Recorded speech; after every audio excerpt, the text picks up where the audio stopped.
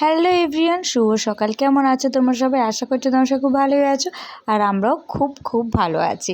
কারণ আজ হচ্ছে অক্ষয় তৃতীয়া। আজকে একটা বিশেষ দিন। তো এই দিন হচ্ছে যে যা কিছু করবে তা অক্ষয় হয়ে রয়ে যাবে। তো ওটা হচ্ছে আর কি পুরাণে লেখা রয়েছে, সেজন্য আমি তোমাদেরকে বললাম। তো যাই হোক, এখন আমি হঠাৎ কেন চন্দন বাড়ছি? আর যেহেতু চন্দন যাত্রা, তো গোপীনাথের বা রাধারানী বা তুমি গোপালকে চন্দন মাখিয়ে স্নান করাতে পারো। তো সেই জন্য বাবা আমাকে বলে দিয়েছে। আমি সকাল সকাল উঠে স্নান সেরে এখন মন্দিরে এসে গেছি। এসে গোপালের সমস্ত পোশাক আর কি গয়না সব কিছু রেডি করে রেখে দিয়েছি।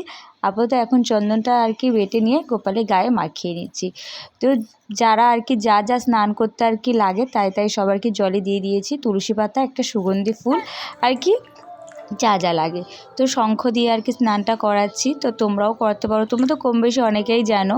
তো এদিকে আমার স্নান করানো হয়ে গেছে দেখতে এবার আর কি গাটা মুছিয়ে গোপালকে বসিয়ে রেখেছি। এবার আর কি ড্রেসটা পরিয়ে দেবো। আর এখন যেহেতু গরম, ওই জন্য সুতির একটা নরম কাপড়ের আর কি জামাটা পরিয়ে দেবো।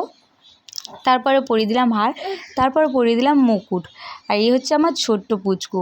তো ছোট্ট পুচকুকে আমার মেজো যা আর কি স্নান করিয়ে দিয়েছে। তো ও বলেছে তুই ড্রেসটা পরিয়ে দে। তো আমি আমার ছোট্ট সোনারাকে আর কি সাজিয়ে দিলাম। কেমন লাগছে তোমরা অবশ্যই কমেন্টে জানিও। তো যারা এখনও পর্যন্ত গোপালকে স্নান করনি তারা অবশ্যই স্নান করে নেবে, কারণ আজকের দিনটা ভীষণ শুভ। যে যা করবে খুব